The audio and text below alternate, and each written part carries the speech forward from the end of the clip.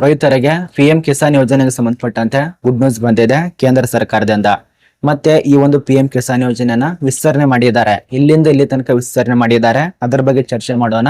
ಮತ್ತೆ ಈ ಒಂದು ವರ್ಷದಲ್ಲಿ ಅಮೌಂಟ್ ಬರ್ತಿತ್ತು ಅಂತ ಅನ್ಕೊಂಡಿದ್ದಾರಲ್ಲ, ಅದು ಬರ್ತಿದ್ದಿಲ್ಲ.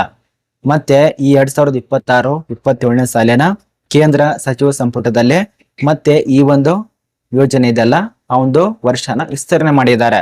ಇದೊಂದು ಖುಷಿ ವಿಚಾರ. ರೈತರಂತರೂ ವಿಡಿಯೋ ನೋಡ್ಲೇಬೇಕಾಗತ್ತೆ. ಕೊನೆತನಕ ನೋಡಿ, ನಿಮಗೆ ಹೊಸ ಅಪ್ಡೇಟ್ ಇದೆ.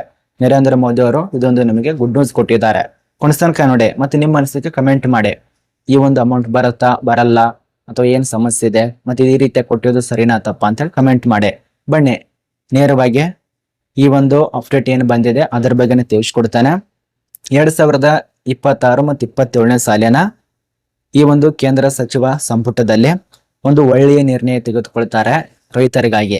ಅದೇನಪ್ಪಾ ಅಂದ್ರೆ 2026-27ನೇ ಸಾಲಿನಲ್ಲಿ ಈ ಒಂದು ವರ್ಷದಲ್ಲಿ ಪಿಎಂ ಕಿಸಾನ್ ಯೋಜನೆ ಕೊಟ್ಟಂತ ಮಾತು ಮುಕ್ತಾಯಗೊಳ್ತಾ ಇತ್ತು. ಆದ್ರೆ ರೈತರಿಗೆ ಅನುಕೂಲ ಆಗ್ತಾ ಇದೆ ಈ ಒಂದು ಯೋಜನೆ, ರೈತರಿಗೆ ಉಪಯೋಗ ಆಗ್ತಾ ಇದೆ ಈ ಒಂದು ಯೋಜನೆ ಅಂತೇಳಿ ದಿಟ್ಟಣೆಯಲ್ಲಿ ಇಟ್ಟುಕೊಂಡು ಮತ್ತೆ ಈ ಒಂದು ಯೋಜನೆನ ವರ್ಷನ ವಿಸ್ತರಣೆ ಮಾಡಿದ್ದಾರೆ. ಇಲ್ಲಿ ತನಕ ವಿಸ್ತರಣೆ ಮಾಡಿದಾರಪ್ಪ ಅಂದ್ರೆ ಈ ಒಂದು ಪಿಎಂ ಕಿಸಾನ್ ಯೋಜನೆಯ 2026-27ನೇ ಸಾಲದಿಂದ ಅಂದ್ರೆ ಈ ವರ್ಷದಿಂದ 2030-31 ತನಕ ಈ ಒಂದು ಯೋಜನೆ ಚಾಲ್ತಿಯಲ್ಲಿರತ್ತೆ.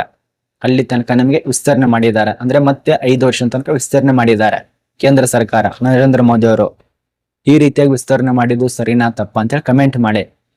ನೋಡಿ, ಈ ಒಂದು ವರ್ಷದಲ್ಲಿ ಮುಕ್ತಾಯಗೊಳ್ತಾ ಇತ್ತು, ಈ ಒಂದು ಅಮೌಂಟ್ ಬರ್ತಿದ್ದಿಲ್ಲ, ಇನ್ಮೇಲೆ ಮತ್ತೆ ಬರೋದಕ್ಕೆ ಪ್ರಾರಂಭ ಆಗತ್ತೆ.